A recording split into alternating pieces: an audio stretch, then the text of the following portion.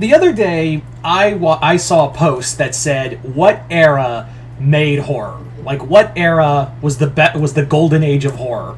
And a lot of people said, "Oh, the 30s," or obviously the biggest one was the 80s, and for good reason. The 80s was the slasher boom, the big horror boom of our time.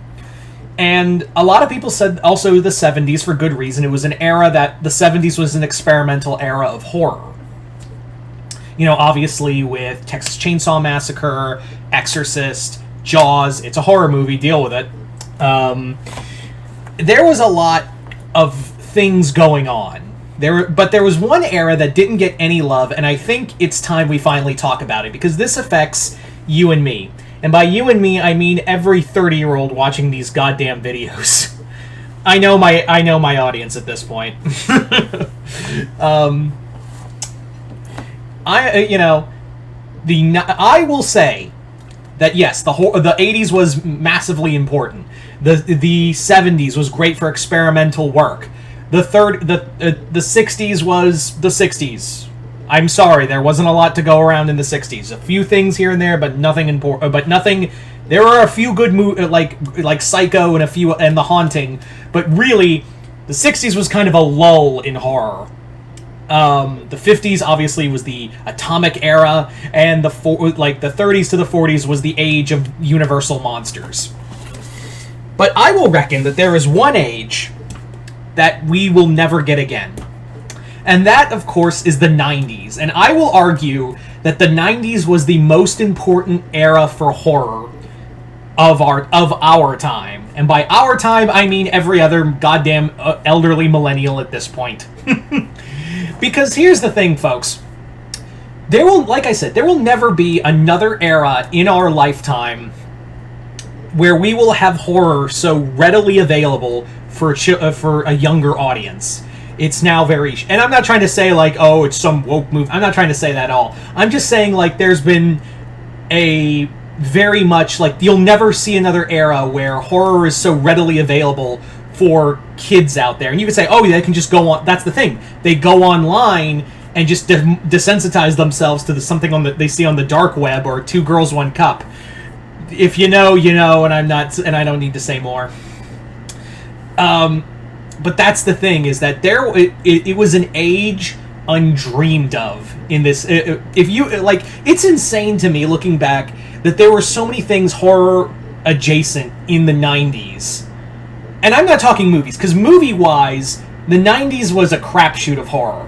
The big thing was, in these mid-90s, early 2000s, there was a time of... obviously slashers like Scream and I Know What You Did Last Summer, and there was also the creature feature boom that was sparked by Anaconda.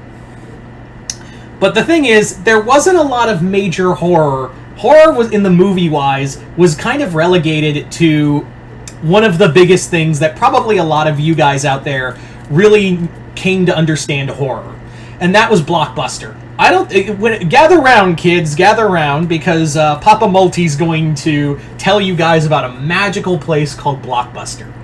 You see, at Blockbuster, there was no streaming in the 90s. You had to go to a building and rent movies. And they had galleries of movies. Movies you wouldn't find anywhere. You had to rent them. Bring them back or you'll pay a fee. And you would have a movie night. And I know what you're saying. Oh, we have movie night. No. Blockbuster movie nights were special. You'll never get that again, kids. And I wish you did. But that's the thing, is that the Blockbuster era, especially with Charles Band's line, with Puppet Master and all those other movies, you know the ones I'm talking about. You know the horror movies I'm talking about. It was an age where the 80s era films could also get regulated to people out there and create cult followings of horror films. Not only that, there was a few shows out there that was built for horror. Like, this was an era where horror for kids was readily available, and it was out there. It was out there in force. The biggest being Goosebumps. Goosebumps, of course, was the big one. The TV shows, the books, the merchandise, everything. Hell, I felt like I didn't know this, but apparently for a short time at Disney MGM Studios, there was a Goosebumps show. No, really, I didn't know that until it was short-lived. But that's the thing. Goosebumps was the shit that hooked us on horror, and it wasn't just that. Spooky shit in general was readily available to us. Nightmare Before Christmas. Let's see, Invader Zim. Although that was later 2000s, but we can forgive that. Let's see, Ernest Scared Stupid. Hocus Pocus. I could go on. There are tons of early kids movies that would scare you and you'd feel a little stronger for it. That's why I kind of really I really championed Haunted Mansion in my review over on Patreon, where I championed it because it felt like one of those movies, and you could be it would scare you. I hope it scares kids and makes it go, I like it. I like that. So it felt like that era, and it's like we need movie. And I'm not trying to sound like a goddamn horror boomer here. I'm just like, we kind of need movies like that, and hopefully they'll inspire a new generation, because this generation was built on it. And there was another show out there that, while it competed with Goosebumps and didn't have the same kind of accolades as Goosebumps, I would dare say it was the better show and the scarier show. Are You Afraid of the Dark? Are You Afraid of the Dark? I will say this without this is a controversial take. I love Goosebumps. I absolutely love Goosebumps. But Are You Afraid of the Dark scared me way more. Hell, there's still episodes that I get a little chill up my spine watching. That intro still kind of bothered, and it wasn't just that. There was horror for adults too. Tales from the Crypt, X-Files, all these other shows. The two big being, of course, X-Files and Tales from the Crypt. And Tales from the Crypt was also given to kids. It was a gory adult show, but it was like Crypt Keeper was marketable to children. Hell, he had a cartoon show for a hot minute. Tales from the Crypt Keeper. There will never be, and all these kids, I guarantee you, more than half these kids grew up on Goosebumps, and not to mention other books like Scary Stories to Tell in the Dark, and all these horror stuff for kids given out. And they weren't like violent or brutal. They were just kind of they were spooky. Now, some of them did go dark and there was death involved, but it never got to the level of being extreme enough for kids. And what happened? Goosebumps got beaten out by Harry Potter.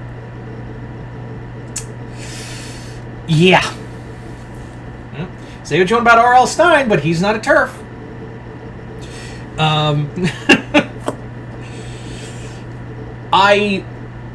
It boggles me that no one talks about how good and I'm not just saying this with bias. I'm not trying to say this with any bias.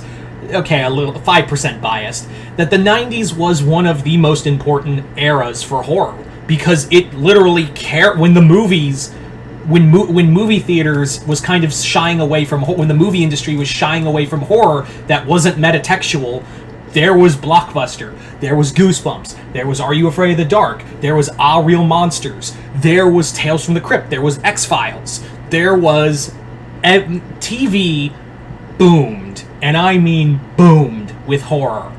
And no one can replicate that again.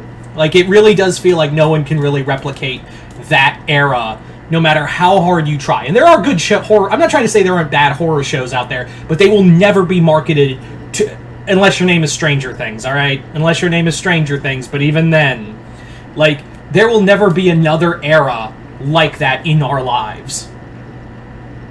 So I would dare say the 90s were the most important era. 70s, influential. 80s was the impact. It is the GOAT. The 90s carried the torch for horror and led it into a new generation of filmmakers, directors, writers, everything. So that's just my 2 cents on it. But you guys tell me in the comments below, especially the 90s kids out there. What do you think the 90s was an important era for horror? Just comment below, let me know. I thought this would be an interesting video to do. Like just a fun topic video. So I'm curious to see where this goes. But anyway, once again, hope y'all enjoyed this. I'm Mr. Multiverse. I'll see you next time in the Multiverse.